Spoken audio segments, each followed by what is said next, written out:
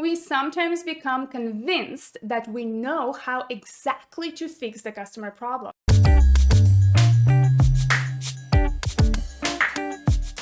Hi, it's Daria here. Welcome to ScrumMastered video series where I give you practical tips on how to build awesome teams. I usually talk about the role of the Scrum Master on this channel as I have hands-on experience working with Scrum teams in this role.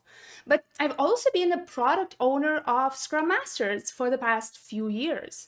And there are some important lessons I learned that can help your team be more successful with Scrum. So let me share them.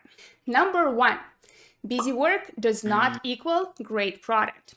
When you're building a new product, there are lots of ideas that you have, lots of things you can try. So if you are not accurate about your prioritization criteria, you might just start picking up work that is not important.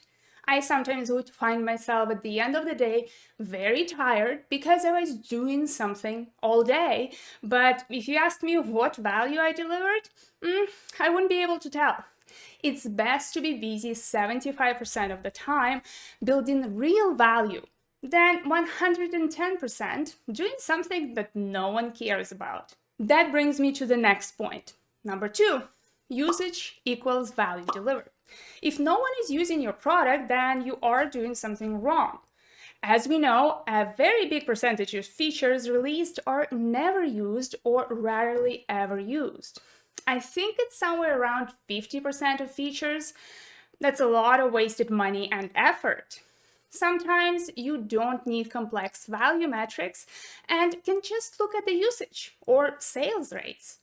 That's how I knew that templates and guides is what people really needed, as many of you keep coming back for them. On the other hand, Scrum themed t-shirts was a fun idea, but not a product people need. Which brings me to the next point. Number three, focus on the need, not solutions. Many teams are struggling to understand why customers aren't loving their product. Why usage rates are so low, especially if they have a very good understanding of the customer's problem they are trying to fix. Well, we sometimes become convinced that we know how exactly to fix the customer problem and start focusing on delivering that particular solution. We keep adding value to it, expanding it, making it better, but if it's not what your customers imagined, then you're going in the wrong direction. Number four, yes also means no, and vice versa. Let me explain. I remember receiving an invitation to give a talk at an event that won't be named.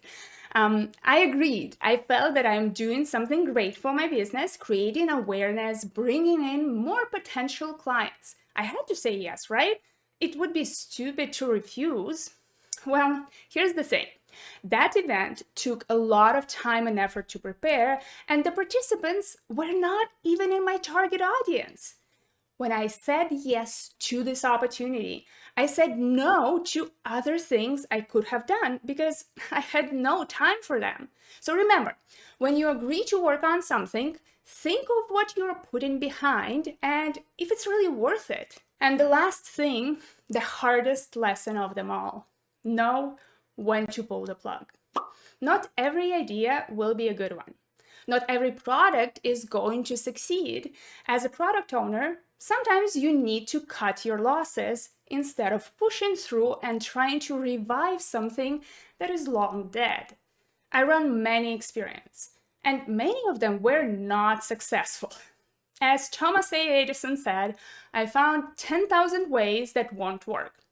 The faster you stop working on things that don't work, the faster you can start working on something better.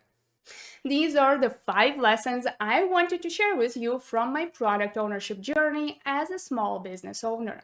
Whether you are a product owner yourself or not, if you are working in an agile environment, you should keep an eye on these items to make sure that you are spending your time and effort on what's really worth it. This sums up this video. If you are a Scrum Master or an aspiring Scrum Master who needs some guidance on how to be successful, I invite you to check out my website. You can find lots of great things there, from guides and templates to online courses to mentorship programs. If you like this video, give it a thumbs up and subscribe to this YouTube channel. I'm going to continue to bring more Scrum and Agile videos to you.